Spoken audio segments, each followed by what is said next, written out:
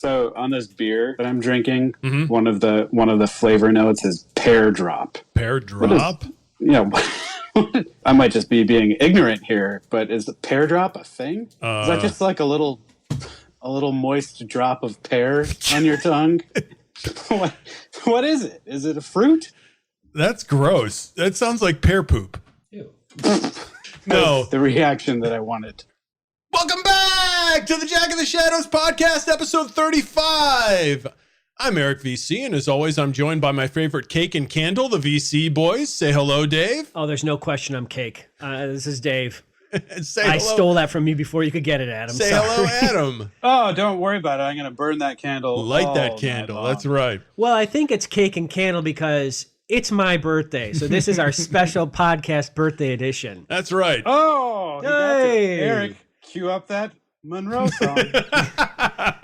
Happy birthday. That's No. not Eric, by the way. That's David singing happy birthday to himself. Hey, I don't mind. Hey, For this episode, we read chapters 49 through 54 of The Shadow Rising, and the action is coming to a frenetic ending here. Frenetic. We'll start our conversation about these chapters with our view from Dragonmount, and then discuss our favorite moments in What Shook Your Willow. We'll talk about Rand and the Aiel in the School of Cold Rocks, and then figure out what the heck is going on with our leading Aes Sedai and pray that there's Moiraine. We'll then move to the Two Rivers to discuss one of the problems Pray there that there's more rain. in Luke Who's Here, before drifting away in dreams and then wrapping up with Coplin of the Week and Who Leveled Up. I'm ready. I'm ready for it. So let's drop from a great height and parachute our way onto our favorite lonely mountain for our view from Dragonmount. There's our Tolkien From reference such great for that. heights. So chapter 49, Cold Rock's Hole. Tight blue pants. It's one of these guys is wearing tight blue pants on the cover of The Shadow Rising. I don't really know who that. I think that's Rand. Everybody's wearing tight blue pants these No, days. It's kind of a Perrin mystery who Perrin is those wearing- people are in those If that's paintings. Perrin, and I don't know those- who that is. Who are these people? So they enter I don't know. they enter Cold Rock's hold Hold Rax Hold. Hodis. Hold down. One of them is Big Jim. They enter Cold Rock's hold, shouting and running. Rourke asks leave of Leanne to enter her roof. Perrin asks leave of Leanne to enter her roof, and Couladin asks leave of Leanne to Perrin? enter Cold Rock's hold. I'm pretty Perrin. sure Perrin was not there. No, Heron. Kool-Aid Man asks leave of Leanne to enter Yep. Cold Rock's hold and is given the leave of a beggar. I loved that. He should be Yeah, given he the asked leave as of, if he of were a, a of clan chief. backhand. He strutted on up there like he was a clan chief and was like, watch this. He And was he- whispering to his friends in the back like, hey, I got this. And he got treated like the redheaded stepchild that he is. I'm going to make this happen. They were his wingman, and then he got shot down in flames. In flames. You just skipped over the fact that Rurik just has two ladies. He does. Wow, that's what you're there for. That's because Yeah, and then apparently and then Matt this is like, what? this is Jordan pulling from yet another religious sect, and they're Mormons. So apparently we didn't Well, know they could this, be- but the These Aiel are Aiel Mormons. other. These Aiel aren't very much like Mormons that we know. I don't think they're like Mormons. Right. You know, Mormons aren't very violent. Not now, anyways. well, Not these days. Right. They were at one point. they were Right. known back in the day at a time. We're gonna get like banned now But by the it's Mormon not that far back. Tabernacle Choir, And they or were out in something. the desert also. See, Maybe they are It's more and Mormons. more After like a it while. the more you discuss it. Right. We are not affiliated with the Mormon Yes. Church. So he's got a couple of wives, and this is interesting to Matt and Rand. It was also interesting because the wives did it so they wouldn't lose their friendship, which Whoa. was kind of cool. Right. The way that it comes about, the way that it's explained on a couple of different occasions, but yes, it derives from female friendship and not Well, in wanting this to in this split it up particular because case, of a anyhow, marriage. yeah. I mean, I'm sure in other instances it was just like he's one hot hoochie mama, so they didn't, Yeah, it's the first time I've I ever like heard the a fact male that- I like described the as a fact hoochie that, mama. Well, you That know, Rurik is just kind of like, what? You don't get this? right? I What don't get why you don't get this. what is so strange about this to you? Get with the program. Yeah. It's pretty nice over here in these parts. Mo women, mo fun. Mo problems. Rand asks Yeah, that's more money. who will support him at Al Dal, and Rourke says many when he shows both dragons, and there's an awkward moment there where Moiraine is like, well, that's she her eyes flinches. flickered. No one notices that, but We do. but we do. Yeah. We so do. I'm curious what that's all about. Moiraine asks Rand where he means to lead the spears to war once more, and Rand walks away. Yeah. Bye-bye. Rand's had enough. If you just excuse me, I'm gonna walk around a while. Would you like a pudding pop, Yellow pudding pops. Rand walks away into chapter 50, Traps. Rand walks along the path of the canyon of Cold Rock's Hold. They aren't trapping anymore. He runs into a couple of They're doing choreography. He runs into a couple of spear maidens. Well played. And figures, hey, you know, it would be really nice. This woman who has been hanging around me, making my life a living hell all the time. Maybe if I get her a gift, she'll stop. Let's get her a present. So he stops off at the hut of the Far Darais Mai and convinces one of them to exchange an ivory bracelet with him. Yeah. And he gets this bracelet for Aviendha. But before he does, something crazy happens. They insist on going through some weird ceremony with him, which he's like, it's a ceremony. How important could this moment really be? Apparently it's above and beyond Rand's head that something serious is going down. They said it was 70 odd women. Yeah. And Rand is like, man, I'm drinking a lot of this tea here. I'm going to be up all night. And sleep all day. And good thing for him that he was. Night. His stomach is just like... Meanwhile, he's like hopped up on caffeine. The only reason he doesn't lie down is because he can hear the water sloshing around in his stomach. Or he's hopped up on caffeine. Yeah. Oh. So he doesn't. Caffeine. He fails to learn the lesson that ceremonies usually are only for significant moments. Even though he's been studying ceremony. Right. Even though he read like a whole book on the Aiel, this wasn't in any of those chapters. It's fine. He doesn't realize that the phrase "remember honor" has any significance, or that honor is anything important at all to the Aiel. You are forgiven. So he takes this bracelet that has had all of this ceremony around it and hands it to Aviendha and is like, "Hey, here you go, NBD." Does anyone else think that's kind of strange that he's doing this? Not with Rand. She does. I don't think Rand. I think that's perfectly fitting with Rand because it's very true. It kind of goes She's like, oh boy. It kind of goes with the whole character of the way that Jordan paints his picture of the naivety of both men and women in doing these sorts of things. And that naivete gets heightened by Rand. Rand is especially naivete. But it's the same for all the men. Like whenever, Rand, Per, and Matt, they're all like, I wonder what Rand, Per, and Matt would do in this situation. Yeah. I'd give him a gift. What's the big deal? It's a gift. The maidens are just kissing me on the cheeks and drinking tea. It's fine.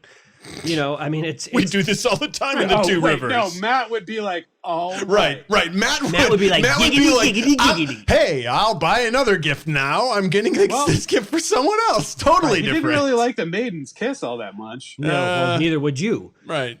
Well, we don't really with spears held to your throat. We know it's a lot of poking and jabbing with sharp objects. Sharp objects at your throat. Right. No.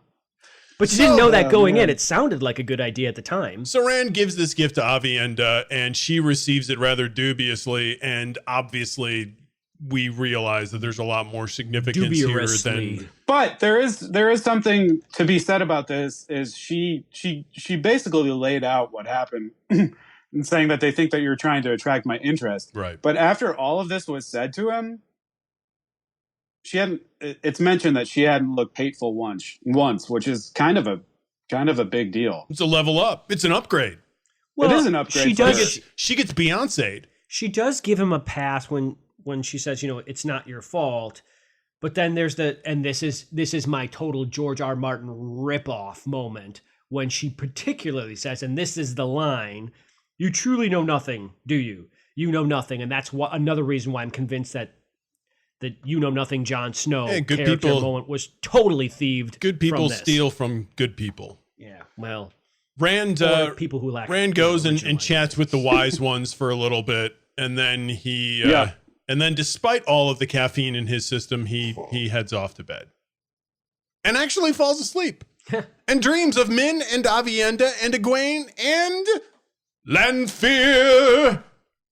Yeah, I wonder how much he's dreaming of Lanfear or she's just invading his dreams. Yes, well, right. The latter is far more likely here. And not only is she invading his dreams, she's brought some other dude in with her. And once again, we've got more nudity, by the way. Yep. It's becoming a running theme now. Noodling? Noodle-lally. Well, we had all sorts of nudity. Elaine, Avienda, and Lanfear. Fortunes forecasts. Lucky Charms, yeah. Welcome to the cooking show, Noodleline, where we only cook with egg noodle lanes. Yeah, but that was freaky, though. He wakes up and she apparently was there, and she apparently actually bit him. Right. And drew blood. Yeah, she bites him. Yeah. Rand. That goes also with the spanking, Adams. That's you another cannot escape me.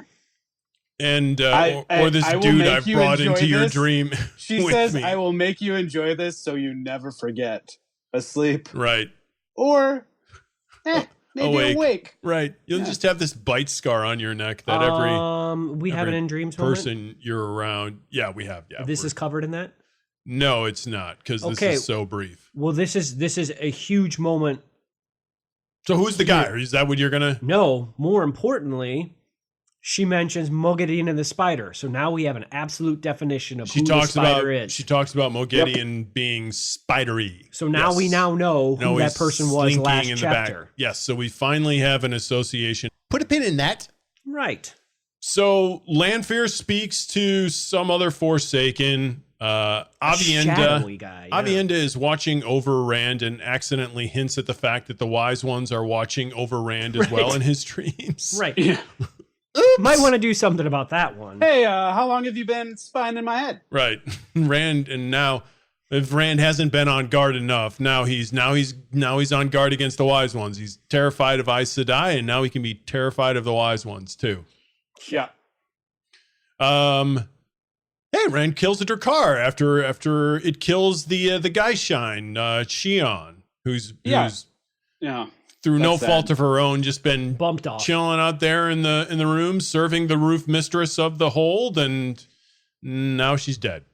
So, concerning Drakkar, Noir that was a topic. Yes, that was one of ours. Yeah. So it says that they eat the soul before they consume the life. Right. So this is just they suck the soul. Well, we knew that before. Yep, we did. But the Drakkar's kiss. Yeah, but it's just interesting to me in the fact of this afterlife in this world that we still really haven't nailed down. Well, it was really like living in the 80s. You know, you got kissed by someone wearing Drakkar Noir, and then they stole your soul. Then you were dead. And you were like, oh, it's too much. Right. You're wearing because they put a much. gallon of it on. I'm suffocating. Yeah. That was Eric Van Conant's walking reality. Right. Yes. That was my signature. Yeah. I want you to smell me 2 years before you see me.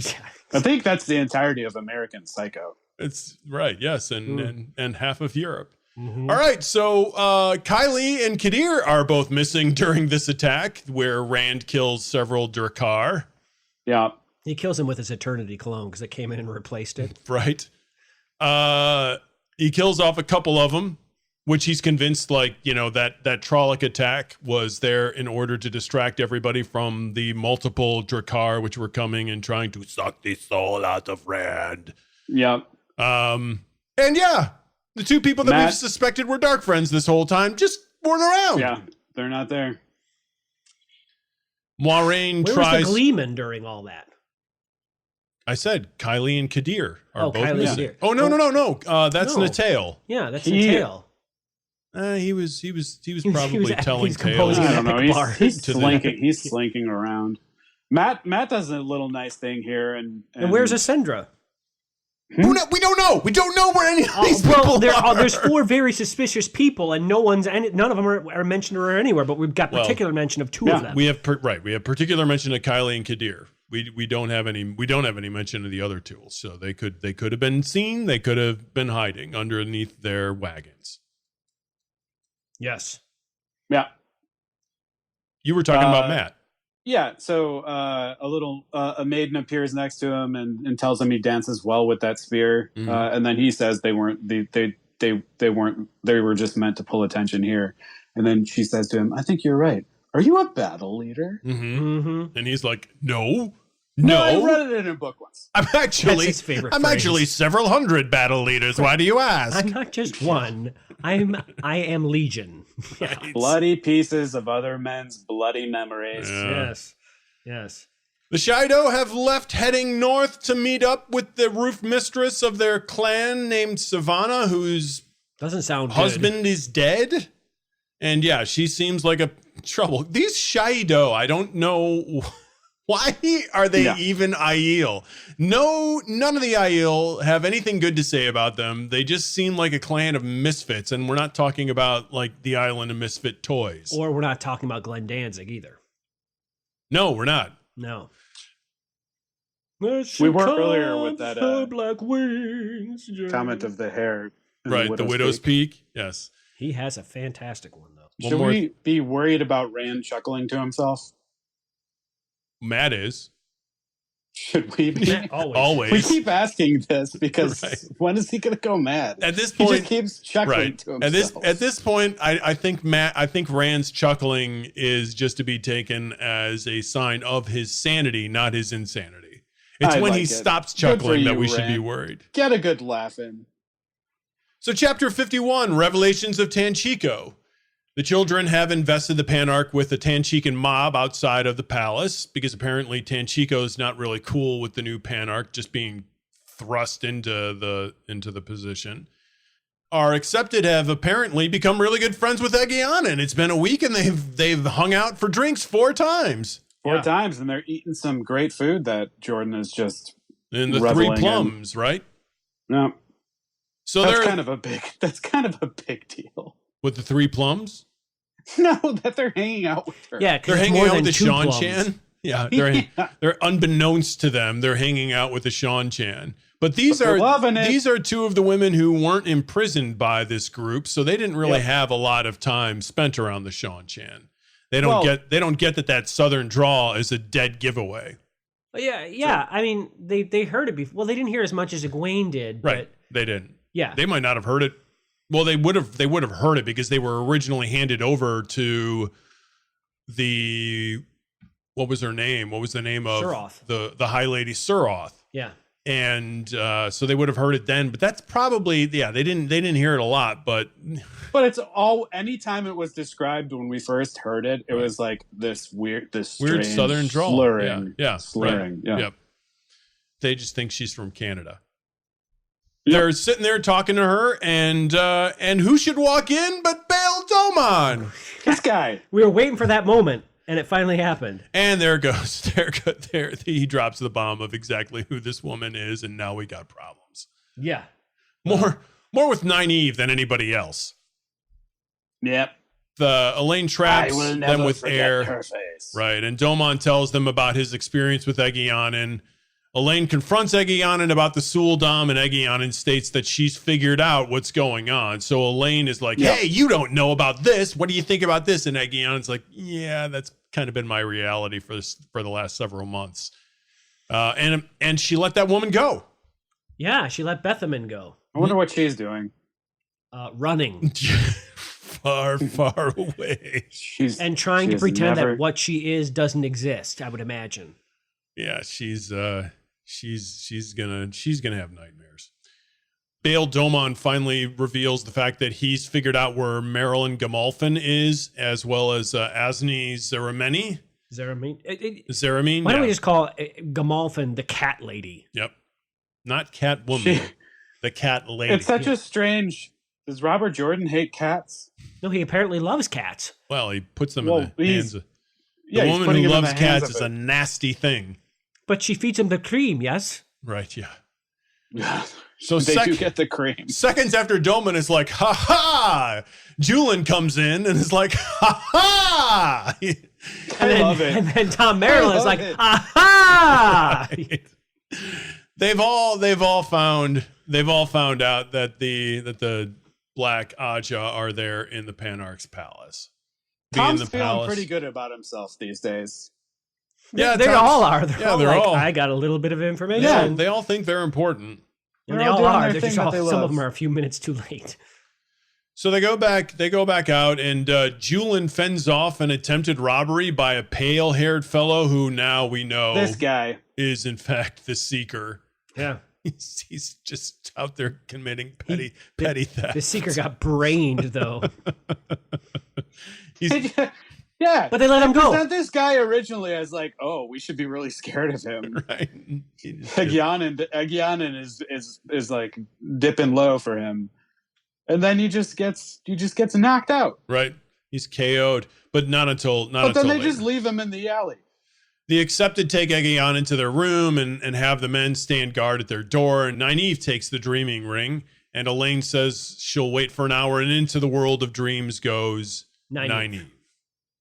So Nynaeve meets Egwene, Amis, and Bear in the dream world, and this time the meeting seems a little bit more amicable than it was the last time. Right. It's true. Egwene promises Elaine that she'll look after Rand. It sure seems like everybody wants somebody else to look after somebody, and nobody wants to be looked after in this story whatsoever. Not only that, no one wants to be the one doing the looking after. They want someone else to be doing it. Well, I mean, in a lot of cases, they're telling someone else because they're not there. But it's funny that none of them take a chapter out of their own book and go, hey, I don't want anyone looking over my shoulder. Why should I be telling somebody else to do it to anyone else I know? Oh, we learned that Sienna is dead. One of the wise ones has died in that Trolloc attack. So that's a sad moment. And who saw one of the wise ones dying this quickly? Wait. Yeah. When did that happen? It happened in the Trolloc attack. They communicated through the dream, but it happened in when the Trollocs attack Cold Rock's Hold. It wasn't one of the major ones, but it was, Right. It's not Moiraine, the malingerer. The one who's the grumpiest. Yeah. Nynaeve asks for help finding the object. She's finally desperate enough to admit she doesn't know how to do something and has to ask for help, though even when she does, the wise ones comment that your request sounds more like a demand.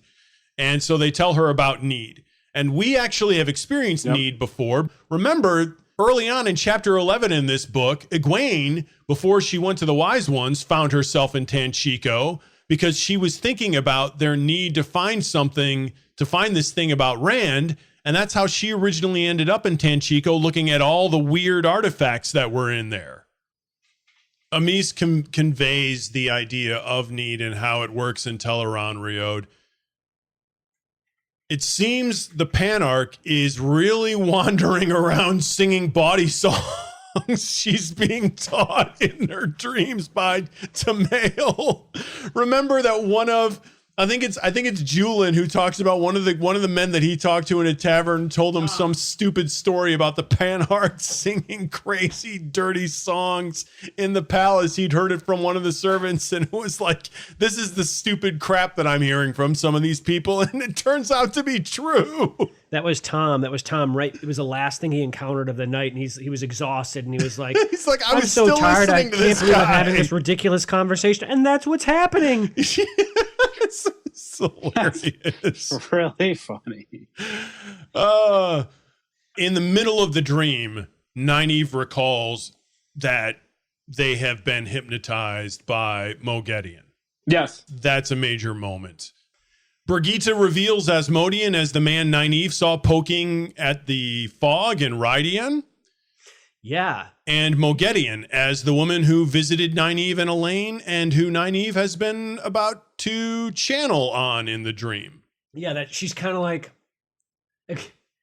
I like that moment because it kind of put Nynaeve back on her heels a bit. Nynaeve was like, "What are you doing?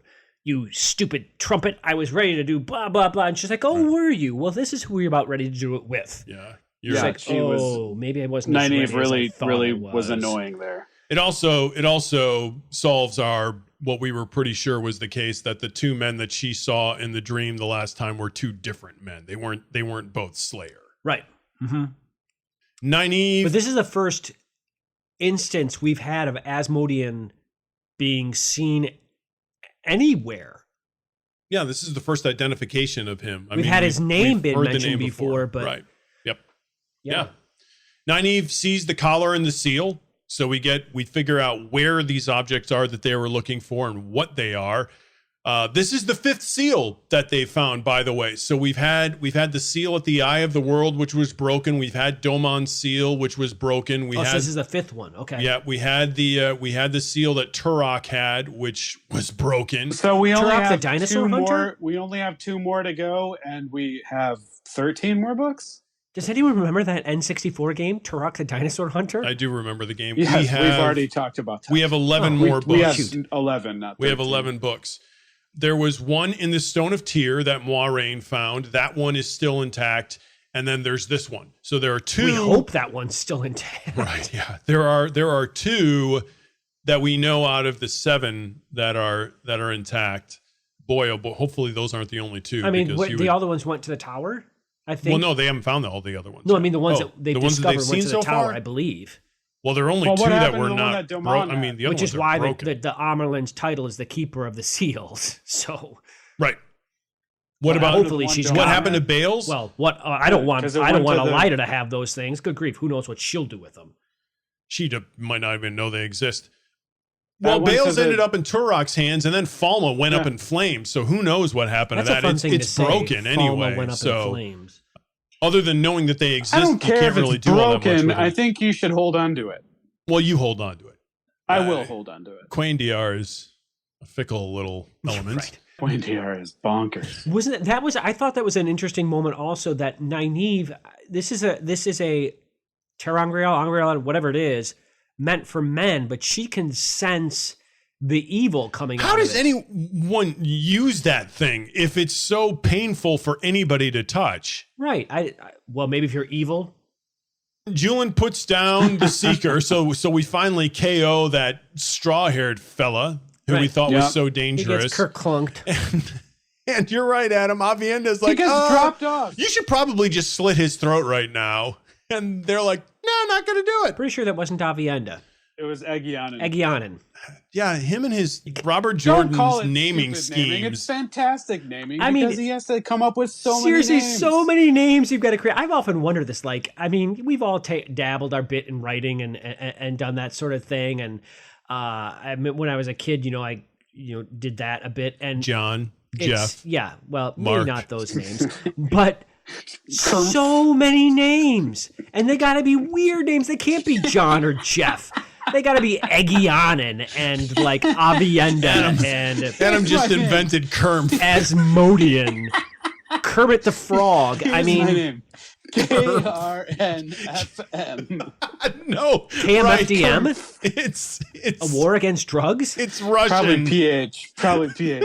Anyhow. pH balanced or pH like PHAT fat? It's Carnitionferns. Right. No, your name. No, Kermf is short for that. Oh, okay. Needless to No, say, that's it's just difficult to the come up with that many abbreviated names, form. but his just happened to rhyme or No. something. Okay, so Hey, Dave, you were right. The blonde guy was the Seeker. Was by indeed the way. the- So Eggianen tells them to kill the Seeker, to slit his Great throat, and they idea, say no. Eggianen. Yeah, I She should have agree. done that, I think. Well, she's helpless there. She's not really going to do anything they don't want her to do at this So point. they just stick him out by the trash cans instead. Chapter 53, The Price of Departure. So it's been a week since the first Trolloc attack there in Emmons Field, and there have been several since. Aram Yep. is now Perrin's shadow. Some man dying at the gated perimeter tells Perrin, "We are coming." Yeah. I what does was that sent to mean? tell you. It was a Right. great trip. Loved the journey.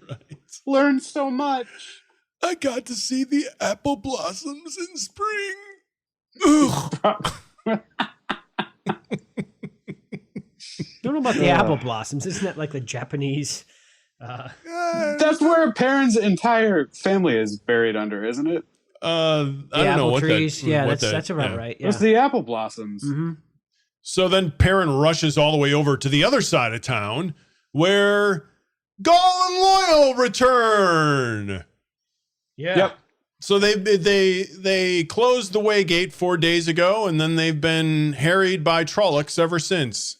Way to go, you two. Loyal thinks there are several thousand Trollocs and 50 Murdrol in the two rivers. And then our good friend Luke appears. Pansy Pants Luke appears and is like, no, not so. No. Not so.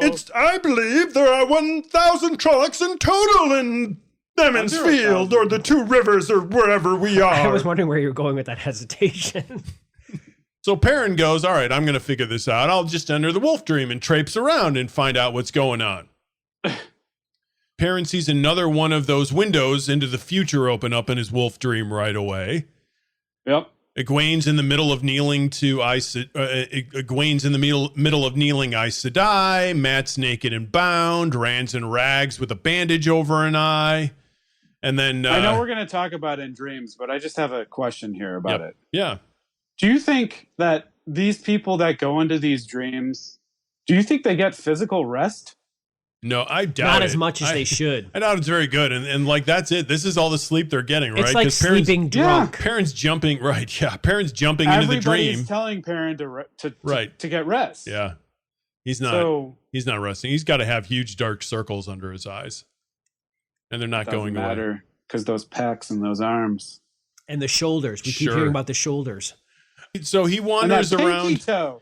Right. Oh, my. The pinky toe. He wanders around in circles around Emmons Field, and what do you know? There are several thousand Trollocs in the area, perhaps tens of thousands. Yeah, that's way a lot more of than fires. Lord Luke seems to think. Suspicious. It seems the other nearby towns are just being held in place, that they're not being attacked, that they're just being prevented from coming to their aid. So, and then while he's out there, he dodges an arrow. They've pinned him in there for later because he bends over to pick up a doll, and the hunt is on. Yeah, and Perrin hunts Slayer and gets an arrow shot into Slayer. I like the way he hunts him. That's really cool. How he decides to reverse his tactics and use a different method and think outside the box, and it works. Wasn't his method just standing still? Using his senses. Using his wolf senses. Great. And sniffing. And something smells good. And then Lord Luke heads out of town with an injury on a horse. Ka-blump. Yeah, no kidding. Yes. He almost ran over someone on a horse. Several someones. Right. Perrin concocts a job for Fael and asks her to deliver a very important message to Queen Morghese, which apparently Fael does not see through. She agrees. She gave him a pretty level look. She agrees to deliver the message on the condition of a wedding. Marry me. Marriage. Somebody's getting married. And they do. And there's a wedding. That would happen really fast. Yeah. Good for them. Well, they've been dating a long time. It's been they went 3 over. months. They basically went over. She talked about how she talked to Mr. Salvir, and she said that they could certainly be considered betrothed. I love how she has mentioned because they've been. I may or may not have been tossing back a few sherries with Mr. Salvir, and it may have come up that I kind of want to marry you. What would stand in the way of that? And the women were like, nothing. We love marriage. Yeah. Yep. Chapter 54, Into the Palace. Nynaeve, Elaine, and Aegyanan approach the palace. They pass Carradine, and someone announces that the Panac has been killed. I wonder when they passed Carradine if he offered up to sacrifice another one of his relatives. Who's sending that information out? Domon and Domon's little minions were passing it around in town, and Tom was out there spreading rumors, and now there's to set the flames. Now there's a riot in the streets, and several hundred Tanchikans are going to die, so that Nynaeve, Egwene, and Aegyanan can find stuff in the palace. Falma all over again. That's right. I wonder if there was a competition between the three of them. Do you think it do be Kablamchiko? I think it do be Kablamchiko. It'd be Kablamchiko. Kablamchiko all over again. I remember this. My grandfather told me about the day that I remember the days of Kablamchiko. Way back in the olden days of Kablamchiko. Seriously, I wonder if there was a competition between the three of them because they're so competitive with each other to see who could have whoever's news spread the fastest and to the most people. Who can light this town on fire the fastest? Right, yeah. They're able to get into the tower because Domon has discovered that that the Panarch loves ice peppers. Little But does he she know it's doesn't. actually been a She torture got device. fed ice peppers. It's amazing. Yeah. They've been cramming ice Stop peppers bringing down the this ice poor peppers woman's in. And the esophagus. maid is like, or the cook is like, more ice peppers? Right. Well, she loved the last one, so this will be good too.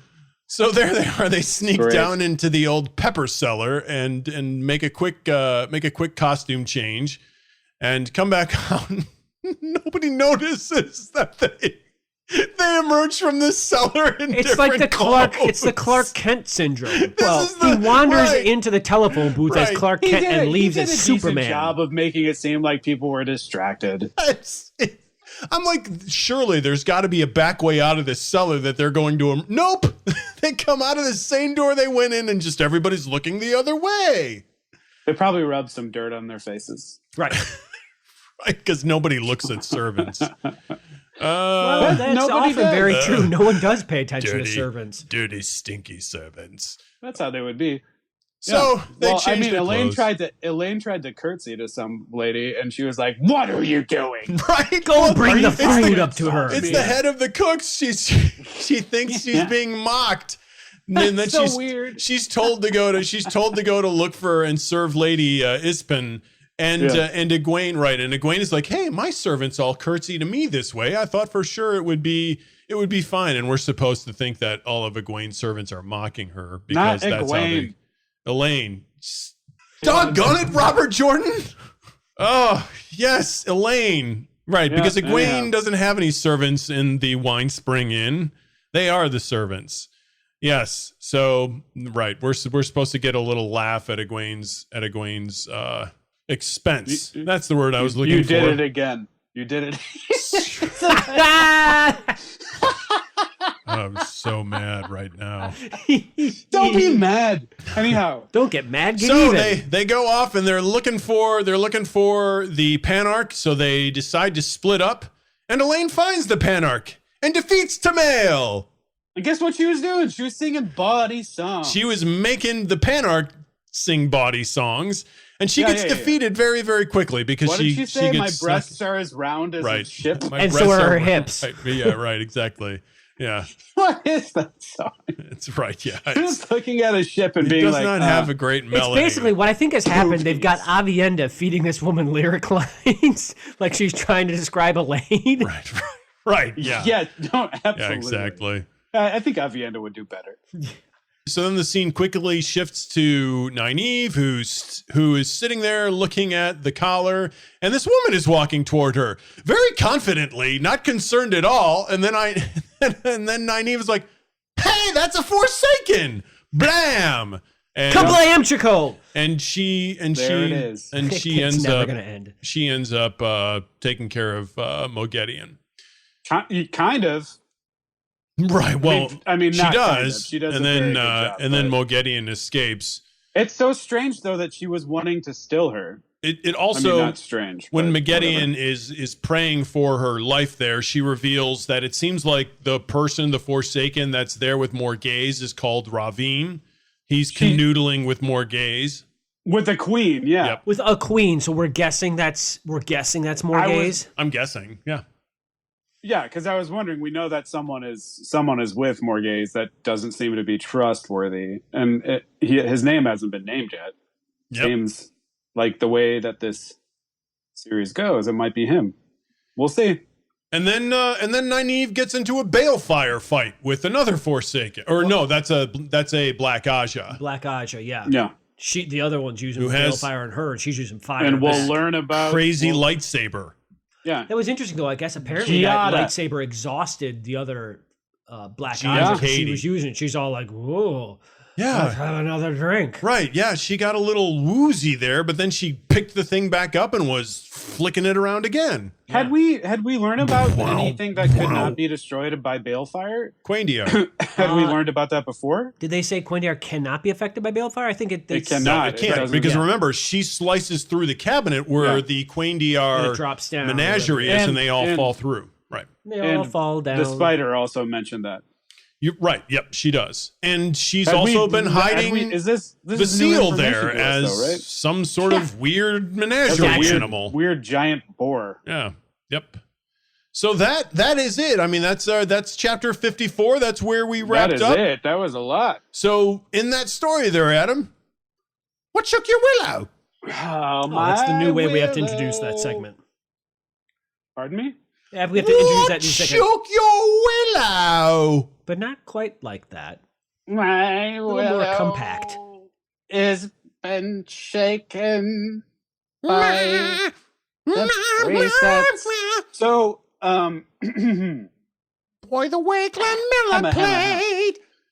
When Gadel Kane is talking to Birgitta about she has to follow the precepts. These precepts have been put in place. Yeah. Who's putting these precepts in place? And what is the punishment for breaking them other than just nothing good has ever happened from that? Like, that's it. Yeah, I don't know whose rules these are that they're following, but they've been following them for millennia now. Just millennia upon millennia. Since they got cast after the Age of Legends, so no, even before that, because remember, like, the Age of Legends is just like one age. They keep getting spit out ages over ages. So it's been tens of thousands, if not hundreds of thousands of years. But would it have to be the creator or? That's the only person I could think of. This clockwork god who's, just kind of out there and about chilling there out. We don't know anything about enough. He's just sprinkling things like precepts. Right, yeah. Precepts. Precept number 1. Deal with them. Don't tell anyone that you are a hero. Right. You can't get involved. Right. Yeah. So. And Brigitta's nope, yeah, who cares? Yeah. Hey. Check out those precepts. So yeah, so what shook your willow were precepts. Yeah. Not forceps. Those are something entirely different. These seem to be weird rules, and it also seems odd that this is the first time Birgitta has ever run into dark friends in an age actually really, really trying to mess stuff up. Yeah. All right. So what shook my willow this week was Avienda. After discussing their relationship with Rand, the wise ones walk out of Leanne's roof and Moiraine is muttering under her breath. Talk some sense into that fool girl. The wise ones are really annoyed with the way Avienda has been handling things with Rand. Rand is sitting there telling them, I've seen right through your silly little plan of putting this attractive woman in front of me and hoping that I'll just fall in love with her and reveal all my plans to her. Unfortunately, she's more of a thorn than a rose bush. Yeah, but they keep saying to Rand, like, I don't think you know as much as you think you know. So I feel like they know a little more about what's happening in this relationship than we do. Either of the two parties do? I think that you're right. Yes. They know more about what's going on between Rand and Avienda than Rand and Avienda do. It just seems like this is pushing it more and more towards the fact that these two are going to be connected somehow. Yeah. That's emotionally. That's what that comment I think reveals is that they think that what's really going on here is some silly schoolhouse way to express attraction to each other. And do you think that's wisdom foresight? It could be. I hadn't thought of that as this up until now. I thought that they were just pretty good observers of human behavior, and they're much older and wiser than Rand and Avienda are. But it could have been something they'd foreseen. Because the whole thing was brought about Rand laying what Madeline wanted to lay. Right, that sentence never gets finished. It never gets finished. Right. So does that incorporate it with Avienda? It seems to have something to do with some sort of Aiel ritual. But what that is. A lot of Aiel rituals seem to be between men and women. Or women and women. No. So or who knows what. Right. The Aiel just have a lot of ritual. Yeah. So I don't know if that had to do with him and with Rand and Avienda, the whole laying down thing. And Rand was wondering what in the world it would be. Right. Rand was trying to figure it out as well. Dave, what shook your willow this week? It seems like, and it feels like, Perrin may be similar to Egwene in the fact that maybe he's a dreamer. Like we kind of touched on this before about the prophecy nature of some of his dreams, but it's happened again here. I had always kind of thought maybe that was something particular to people who could channel, because the wise ones can do it, and Egwene can do it, and she's going to be come an Aes Sedai. But Perrin seems to be able to do this, and it's not connected to the power whatsoever, because as far as we know, he can't channel. So, but he seems to have this nature, and that's kind of a big deal. So the first dreamer that we ran into, the very first dreamer that we have experience with is Egwene. But there is that Aes Sedai who studied all the ter'angreal, and the dreaming ring. But we do know that not all the wise one dreamers can channel. They make that really, really clear. So there are some people who can dream and who can't channel, and in fact, some of their really good dreamers do not have the ability to channel.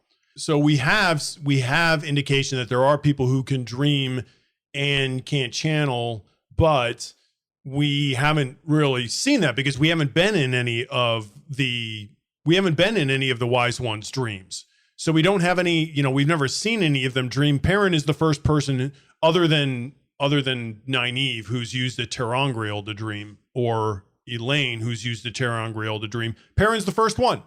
And he's only lately started having these prophetic visions as part of the dream, where the sky opens up and he gets some sort of weird window where he sees things similar to, what Min sort of sees. And we've seen Egwene see as well those sort of windows in the sky where they sort of see a moment into the future, though none of them really know that that's what they're seeing. They haven't really been able to identify that yet. Didn't Rand enter the dream world too, though?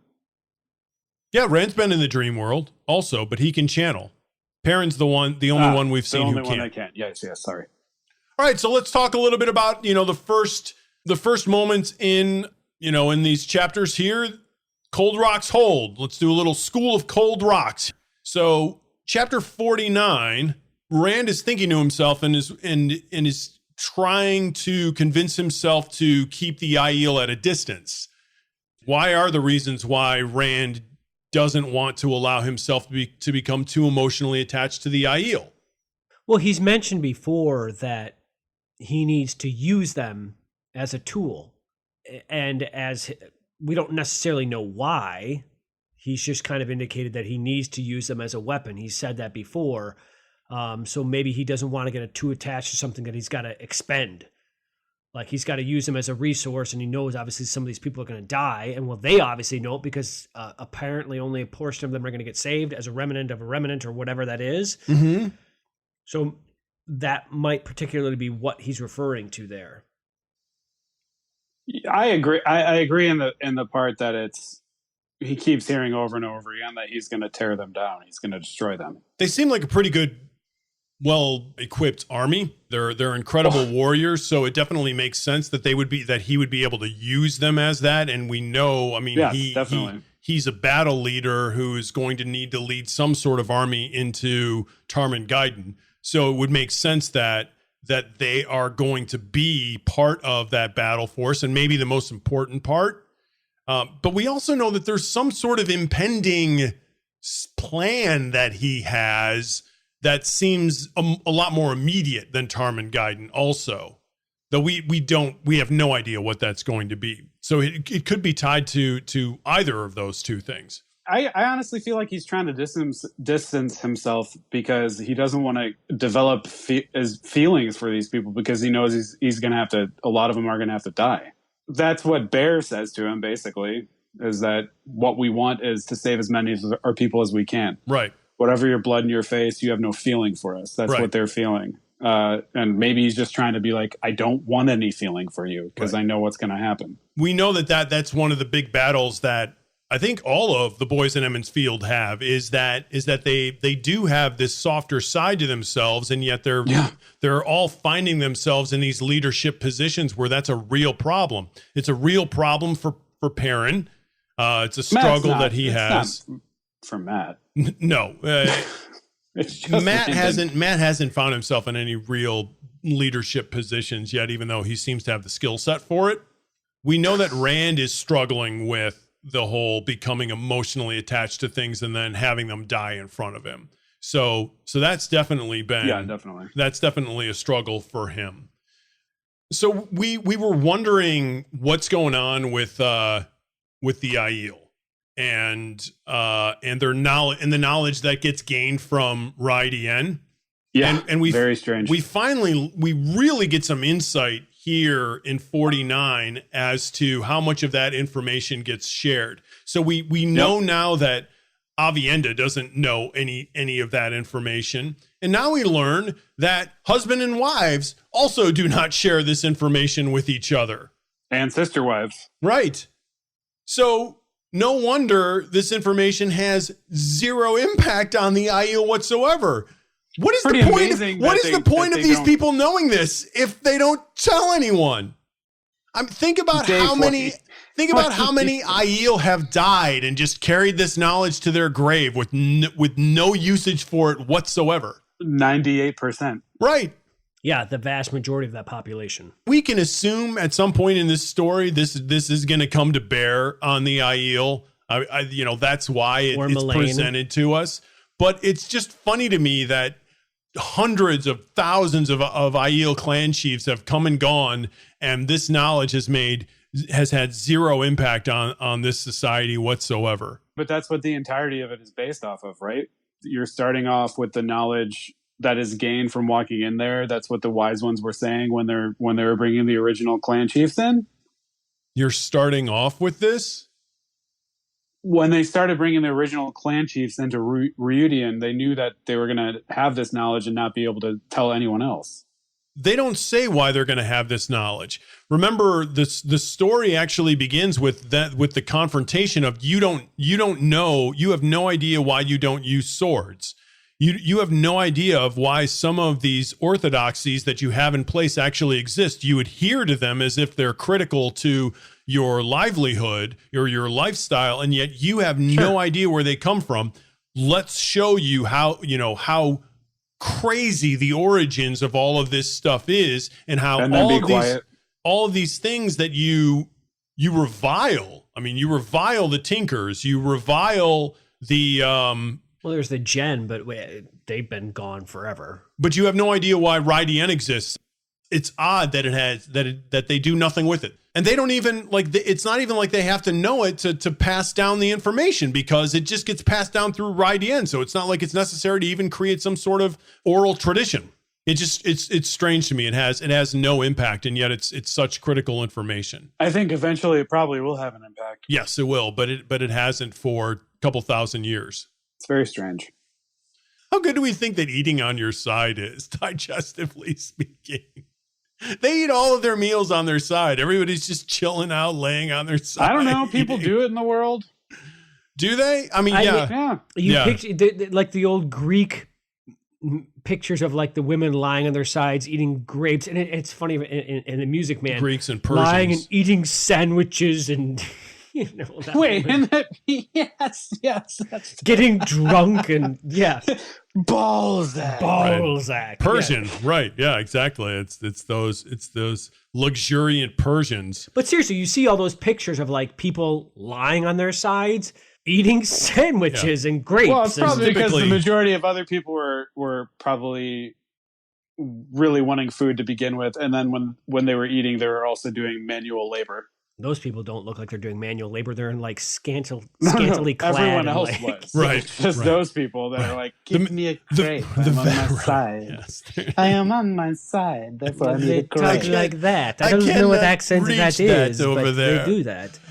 We get a little bit more of Kylie and Natale here. Kylie and Natale don't get along very well at all. No. What is that relationship? I know Kadir and Assandra's relationship is weird, but Kylie and Natale's relationship is equally as strange. neither of them seem like good relationships. That's not a solid basement.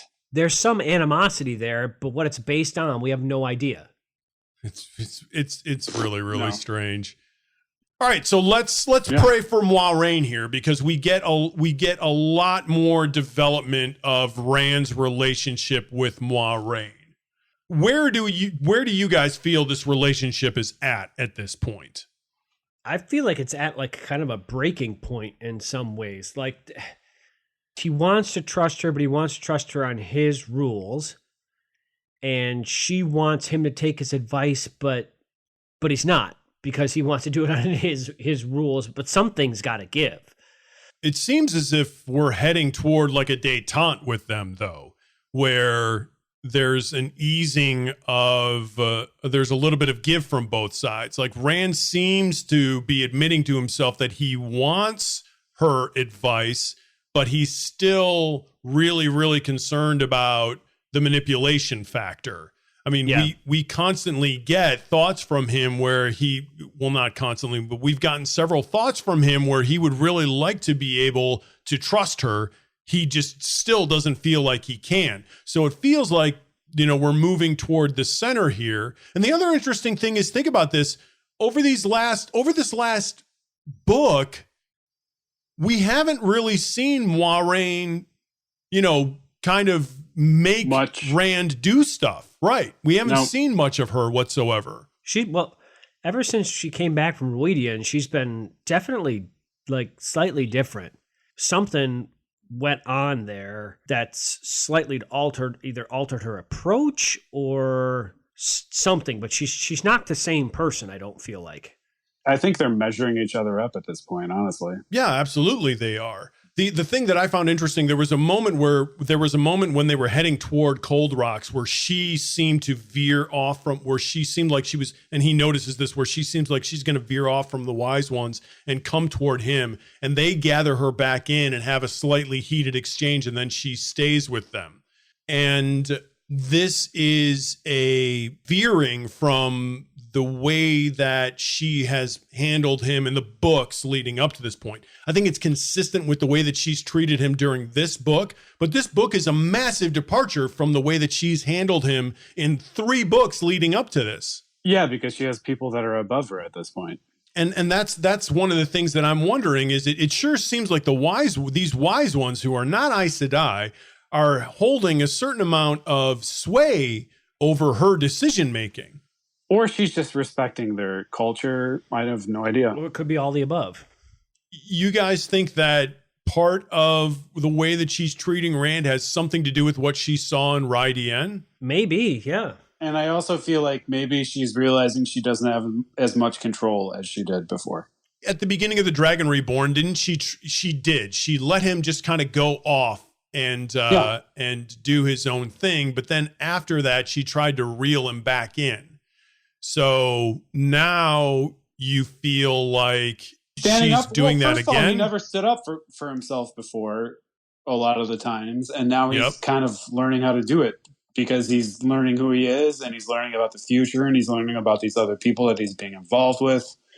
And it's kind of it seems like it's getting out of her control. I feel like we're heading toward a new space for that relationship. Yeah. I think agreed. I think they're both going to go different ways. Speaking of relationships that head into new spaces, Luke who's here. Yeah, Luke who's talking. So Luke and Perrin's relationship finally reaches a conclusion, I think. Luke has been feasted by the Two Rivers people for he just keeps bringing in Myrddraal heads into the Two Rivers to show off how effective he's been out there in the wilderness. At this point, I'm beginning to think that Luke is not killing his own Myrddraal hordes. I think he's killing somebody else's. Does anybody? I don't know I'm so confused by that. I'm glad you're being confused by that because I have something else to bring up here. That's not necessarily a surprise. The prophecy! Yeah, the prophecy! I feel like he's in charge of Myrddraal and Trollocs. I mean, how many of these does he have to bump off? Does he just have a constant refreshing supply? The Waygate's been closed. So where are they coming from? There are thousands of them out there. I think they are out there at Luke's behest, and I think he must be just choosing to sacrifice some to keep up his disguise. So, Adam, what were you going to say? Oh, so way back when, there was a prophecy that was scribbled on a gentleman's name we were just talking about called Podden Fane. And it was talking about this guy called Lord Luke, the brother of Tigraine, who is the next in line of the throne. We know of another guy who's going by the name of Lord Luke. We do. We have never had two people's name being the same. Well, that's the first you've mentioned that. At this point. Yes, and you're this correct. Is not the first I've mentioned that. I mentioned that at the beginning of this podcast. That would be very strange if he just comes up with two Lukes. It would be strange. So it is part of that dark prophecy. It is part of that dark prophecy, and it's written as poetry. So the prophecy goes, the daughter of the night, she walks again, the ancient war, yet we know who fights. That is. Her new lover she seeks, who shall serve her and die, yet serve still. Who shall stand against her coming? The shining walls shall kneel, blood feels blood, blood calls blood, blood is blood, and was blood, and blood shall ever be. They like to repeat. The man who channels stands alone. He gives his friends for sacrifice. Two roads before him, one to death beyond dying, one to life eternal. Which one will he choose? Luke came to the mountains of doom. Esam waited in the high passes. The hunt is now begun. The shadow hounds now course and kill. One did live and one did die, but both are. The time of change has come. So anyhow, so one did live and one did die. Maybe his sister died and he's alive and this is Luke. I have no idea. Well, we know who his sister is. Right. And we know she died. Right. Because this is the prophecy. We've had conversations about Luke and Tigraine on a couple of different fronts before. Well, yeah, he's been mentioned. Yeah, so it's obviously the same spelling. Now, here's the big conundrum to that whole thought process. Before you finish there, that was from chapter 7, Blood Calls Blood, from The Great Hunt, which is, by the way, the refrain in the poetry of the prophecy. Yeah. The reason I'm asking you this question is because, specifically, it's the name is the same, right? The name is the same. This is the only instance that we have where somebody's name is spelled exactly the same. And it's a very peculiar spelling, too. Yeah. So, it's a prophecy. We will have to continue to, if we're going to see Luke anymore, he hightailed it on out of town right after Slayer got killed. I hope he's dead, and I hope we never get the answer to this question. What is, I've asked this a couple of times, and we get more and more information. What is Luke's game here? Why is he trying to convince everyone that there's 1,000 Trollocs that are in Emond's Field? Why is Luke trying to convince these people that there are way less Trollocs in the area than there are? Maybe he wants them all to get slaughtered. And if he I feel like he could have done that at this point. That's the only thing I think. It's the only thing I can think of.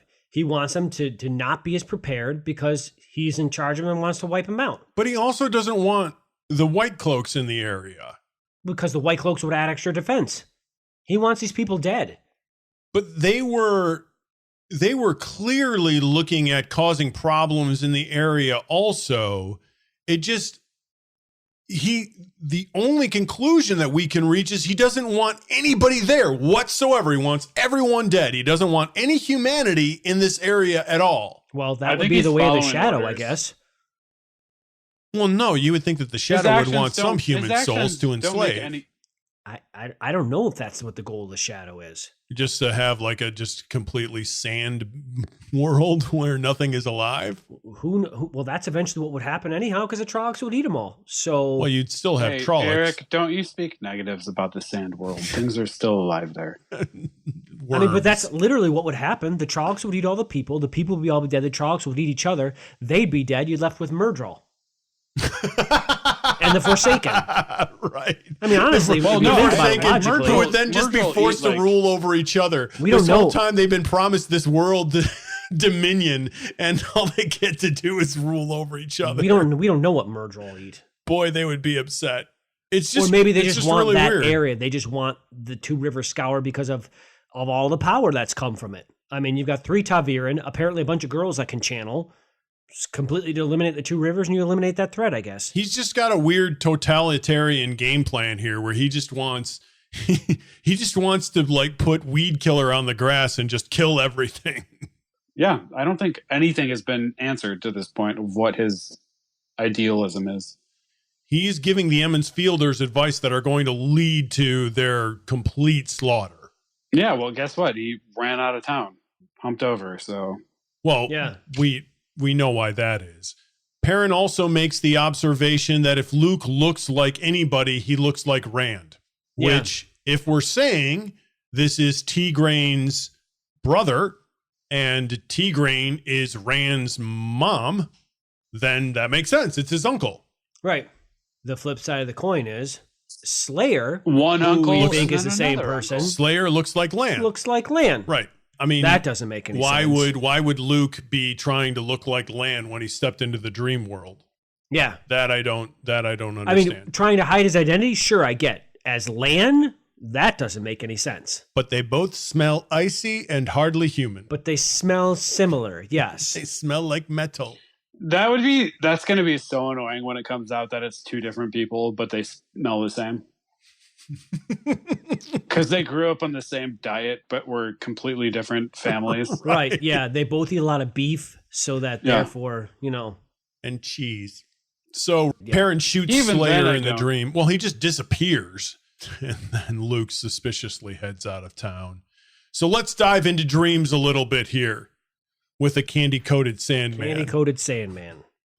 Amis says the way of the shadow was to drag people unwittingly into Tel'aran'rhiod.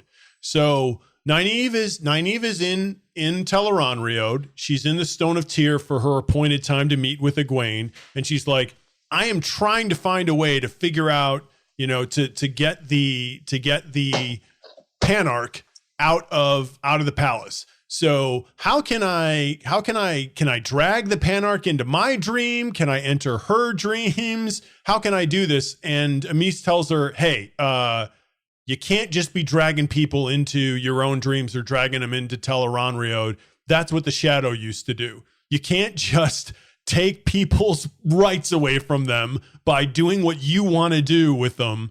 And this got me thinking, like, Nynaeve is so willful and so willing to like follow her own desires and get whatever she wants to get done, however she wants to get it done. Isn't she a lot like Luke in Return of the Jedi, where she's really, really close to crossing over to the dark side if she doesn't pay attention to what she's doing? See, I think this is more just the naivety of not understanding what the dream world's about. I think it has less to do with her, like you're describing with the Luke thing, and just more of she just doesn't get it. She just has no idea that type of thing is taboo, because she doesn't know. She knows enough to be dangerous in that dream world, but more dangerous to herself. That's how the Emperor and Darth Vader are trying to get Luke to cross over, is through his naivete. But that's manipulation of somebody's naivety. This is her own, just kind of, hey. She's manipulating herself. Well, if one can do that, I suppose, as opposed to convincing oneself of something. But I don't even think she's trying to convince of something. I think she's like, hey, this is a great idea. Maybe this will work.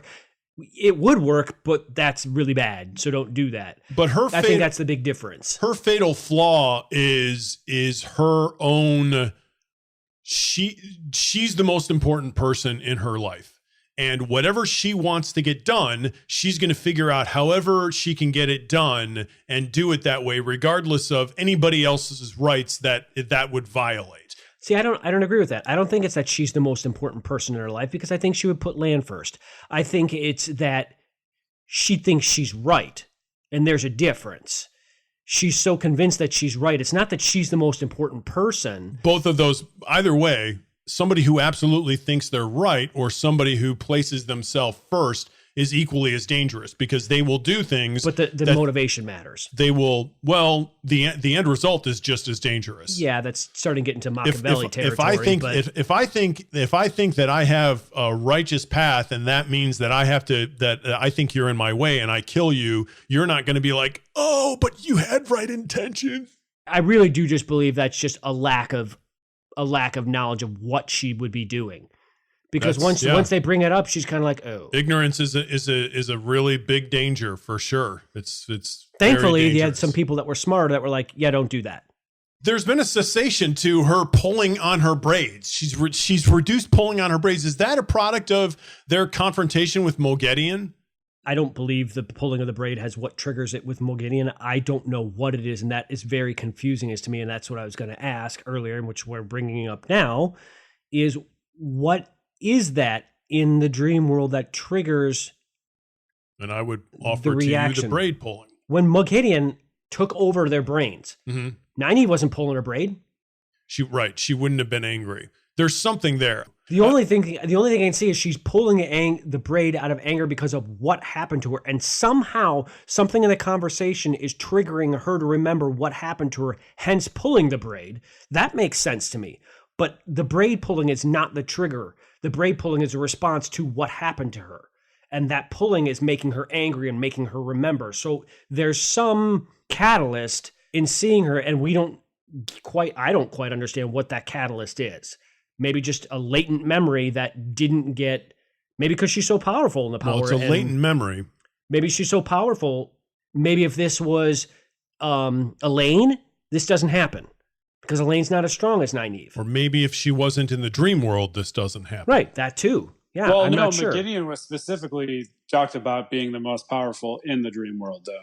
But she's not the most powerful Aes Sedai. True, but the initial inception, the initial manipulation that she did wasn't in the dream world. It was in the current world. The recollection occurs in the dream world. So one of the things that I was wondering was maybe the fact that she's in another world somehow weakens that tie a little bit and allows the association to occur. But I still think there's something going on with the braid pull. Well, I think maybe we just got to that. The braid pulling is a result of the anger, and the anger is a result of what happened to her. And what happened to her is that she was manipulated, and she doesn't know why or how. But boy, it ticks her off that she was. So we finally get our unified theory of Tel'aran'rhiod. Birgitte says that she has seen Perrin, and she has seen them in the same place. Right. So that's our unified theory of physics. It's still very confusing to me because they don't always seem the same. They don't always seem the same, but we're seeing them through two different people's eyes. What does seem the same is it always seems to be lit by something other than a sun. So that's consistent. And also you were watching people sort of discover it for the first time. So, I mean, they're watching it through, they're describing it through very small spheres of experience. But you never seem to see wolves. Well, they only appear to Perrin, just like they only talk to Perrin. But they seem to be all over the place. Birgitte and Gaidal Cain seem to be able to just disappear out of people's purview and then reappear, so the wolves must be able to do the same thing. I guess. We get Gaidal Cain. We were wondering who that shadow of the guy with the two swords is. We finally figure out who it is. Dave wasn't wondering, he knew who it was. Right. Yeah. Right, he did. Adam, you compared Moghedien to a snake last episode. And Birgitte compares her to a snake this episode. Even when she says she's like the spider, she also compares her to a viper. Yeah. Yeah. So you get your comparison there. Hey, way to go, Birgitte. Moghedien is obviously approaching Nynaeve, relying on the fact that she has used that hypnotizing thing on her to keep her from being aware of who Moghedien is, because she just saunters right up to her. She's just walking toward her. Well, she's walking towards her. I don't think she's aware that she's there. She's slowly walking towards her while they're battling with the power, and she only no. Before the power of the battle power. I'm agreeing with Adam. I don't think she knows she's there. Nynaeve is down at the end of that hallway, and remember, in the dream, she couldn't see what Moghedien was looking at, but she could see Moghedien all the way from the other end of the hallway. Nynaeve is turned around to face the woman that is approaching her. So they're both looking at each other. Yes, but Nynaeve is in disguise. It is right before the battle that she's walking toward her and they're facing each other. Now, she gets much closer during the battle because Nynaeve realizes that she walks into the room, though. Nynaeve notices that she walks Right. in the room first, Right. and then because she can see her. is angry already. Right. And she she probably at that point she thinks that she's in control, but that she gets disabused of that notion real fast because Nynaeve attacks her. But for several seconds she's just walking toward her confidently because she thinks that she's got her compelled. I think is like a step. Sure, she's a spider. She's going to the fly. Well, like that band, the spider and the flies. The fly turns into being. She's relying on her previous hypnosis. And why wouldn't she? Apparently, she's a master of this. Right. Yep. Yeah. All right. So let's talk about Perrin and then Rand. We're still dealing with this Perrin and the axe thing. Now he's finally figuring out that he can manipulate things in this world. So not well. With that axe, not very well. Well, but he finally once he makes a change, it stays changed. He attacks Slayer, and there's some weird connection between Slayer and the Ravens. The Ravens reflect Slayer's emotional state. Does anybody else have any idea what is going on there? No, except for the fact that Ravens are agent of the Dark One. They know something's obviously jacked with him. But once he dies, they disappear. Well, he doesn't really disappear. Die. Well, once he gets shot, they just disappear. Maybe he's using them also as his eyes and ears. To see things. Well, he can't he's definitely see. doing that, but they are somehow tied to him in some sort of way that it seems like that Trollocs are tied to Myrddraal. They probably just must be his. My guess is they're probably just creations of his. And when he disappears, they go. So maybe he's got some additional power where he can manipulate the dream world in a way. Maybe he can create things in the dream world that other people can't create. He's obviously got pretty good strengths in it. Perrin doesn't have that. Perrin doesn't even know that apparently he can disguise himself. Yeah, he's struggling with physical things. Now, the wise ones seem to know this. They can change into whatever they want. Well, and obviously Nynaeve becomes aware of it. She uses that ability. Poor Perrin, he needs that gift. Well, Perrin has no teacher. Right, yeah. Perrin and Rand are very similar in that fashion. Rand needs a teacher in real life for the power, and Perrin needs it in the dream world. He's got a wolf who can't talk in human tongue. So Lanfear is in Rand's dream, and she's got this other guy that he can't see. Yeah, we don't know who that is. But she apparently has dragged him into this dream. Or did he come into her dream? No, they said there's a mention that she has dragged him in there. He says something in regard to you dragged me here or something like that, where we get the indication that she has dragged him out of hiding. Okay, well that might be different than dragging someone into the dream. Right, no, I think that's what it is. He just says that you're doing your own wills at this point. So it looks like she's controlling some of these other She specifically actually says, had I not hauled you out of your hole, you'd still be hiding and waiting to snatch a few scraps. Right. That's what it is. She's not pulling him into that dream.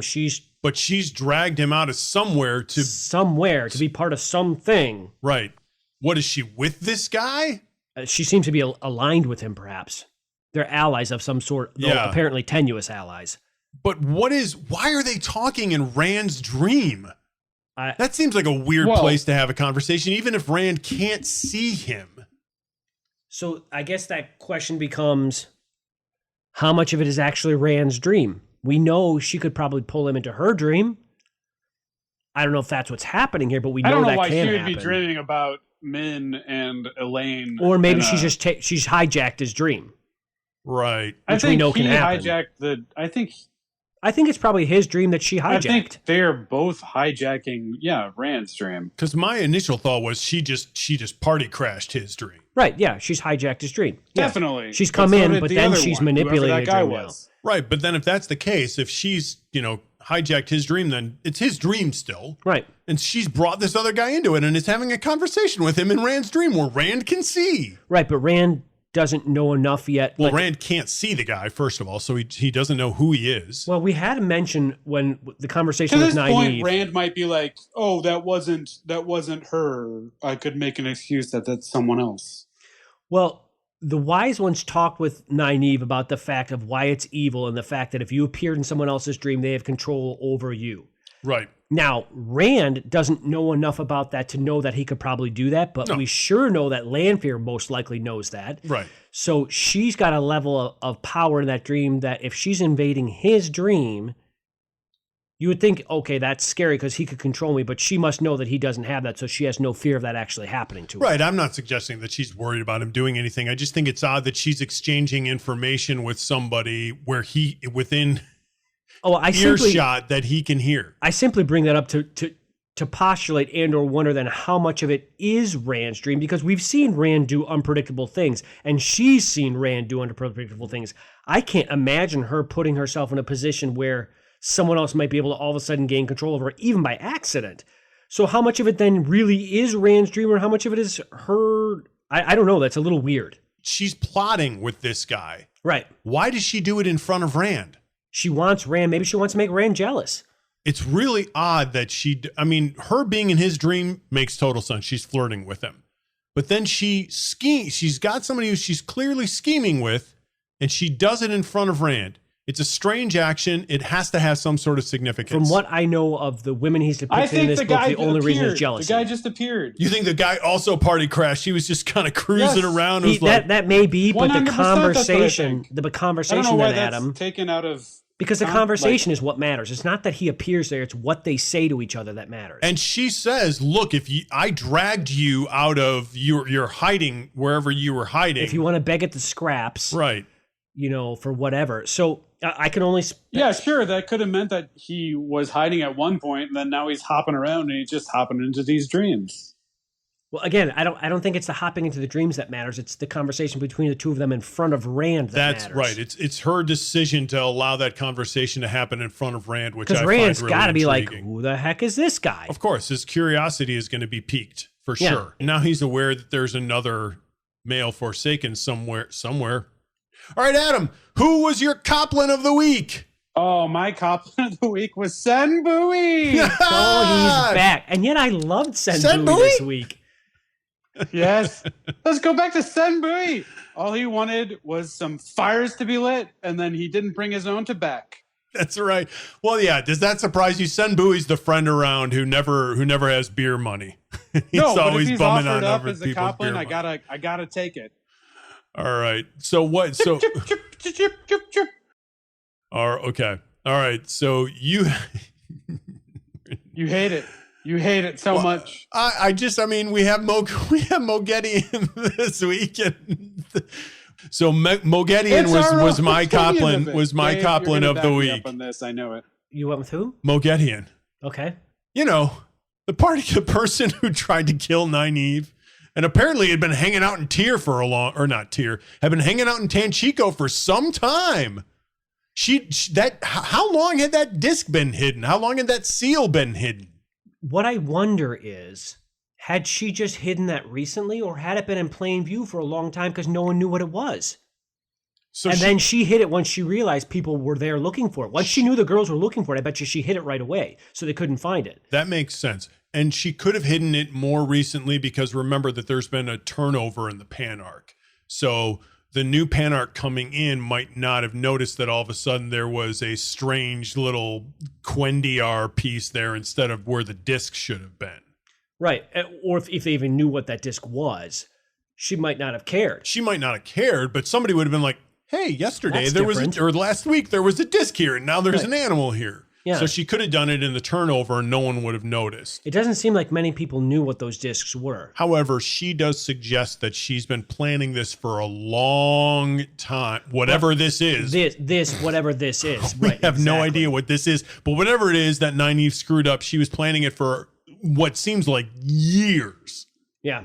Which then also raises the question, how long have these Forsaken been out and about? Because we know that Samael has been out for longer than, or Ishamael was out for way longer than all of them, but she seems to have been out for several years at this point. I'm thinking it's only just since all this story started because... Well, that's only a year and a half, and she says, I've been planning this for a really long time. Well, a year and a half is a long time. Not when you've been around for thousands of years. Well, yeah, but you're comparing it in relation to that. But it's still, if you're planning something for a year and a half, that is a long time. I mean, in real world terms, that's a long time. I don't think she should be that upset if she's only been planning it for a year and a half and it's been probably foiled. not, but realize that the other Balthamel and Agenor were some of the first to get out. True. And they say that. Yep, we do know that, but we also don't know how long they were out before they show up. They came out, I think they just came out just recently.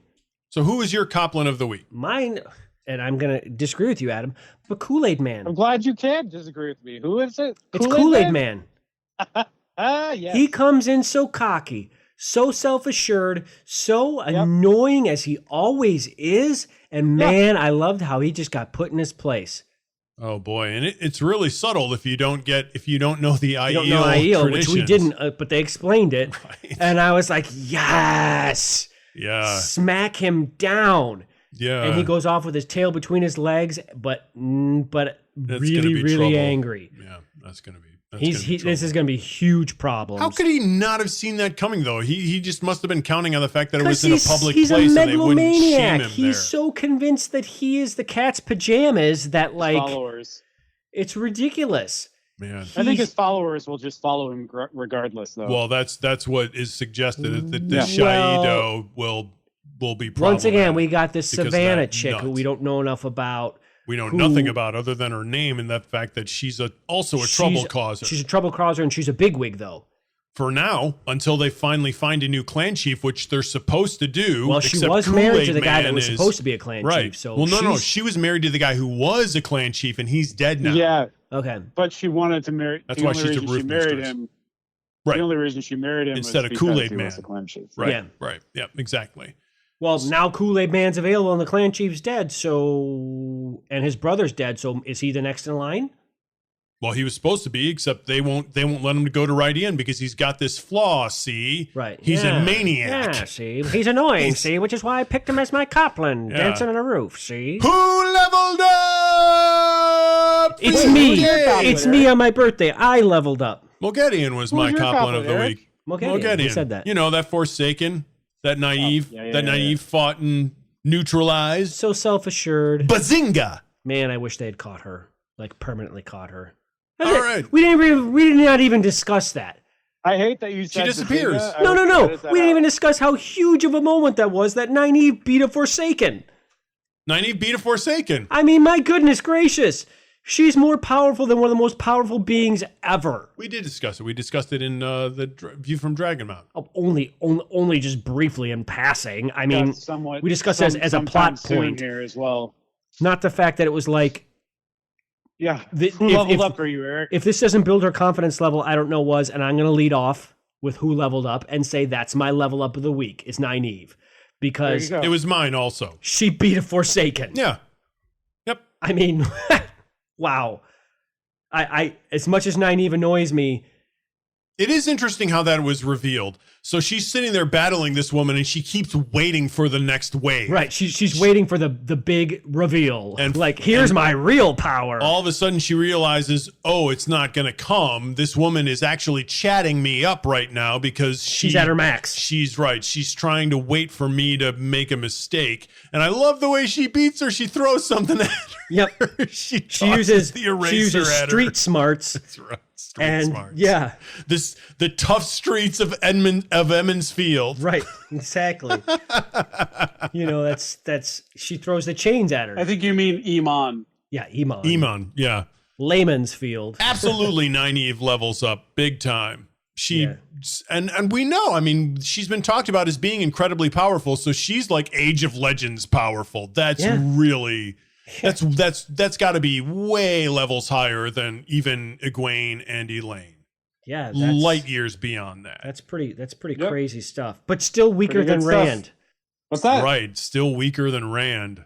Which means Rand is just like. Oh, speaking of Rand, Rand's gonna fight a god. Yes. Speaking of Rand, he leveled up for me this week. Oh, do tell. Yeah. Why? Because he says to Ruark, "There are no customs with me, Ruark." Yeah. He's basically just saying this entirety of history that you have with your people, I realize I have come here to destroy. And I know that this is who I am and this is what I have to do. There are no customs. I'm going to do what I need to do. And I'm sorry if all of these other clan chiefs are going to get hurt if they don't come in time. I don't think he's sorry. Well, he is. No, he is sorry. He No, wishes. sorry His about original plan is to wait that time for them to arrive so he doesn't insult what their I'm honor. saying is I don't buy that he's sorry. Oh. I think You think he's a liar, huh? No, I just think that he is beginning to believe in himself so much that because he believes in himself, that makes it okay. You think he's becoming megalomaniacal? I do. I think I'm seeing smatterings of it here and there. And the lack of apology it isn't, he's not apologizing. What he's strictly saying is, I'm the man, so you're going to go along with it. I don't see that yet. I mean, I ultimate power corrupts ultimately, but I see an understanding of who he thinks he is, or most importantly, what he has to do to this point, which we don't really know what it is, other than leading a spear against other. Leading these people as a spear against other people. I did like the moment what you were talking about, Adam, comes out of the way that he greets Leon. Everybody else greets Leon with the that was interesting. Leon's response to it was basically like, "Oh, this guy's a gentleman. The guy's got manners. Mm-hmm. He was raised by Lan." Yeah, and she knows curtsy. She knows how to curtsy, so Not she does well, an awkward but she curtsy. does, yeah. Yeah. 2 curtsies. I like that moment. One went well and one did not. Yeah, I did like that moment. Which one didn't go well?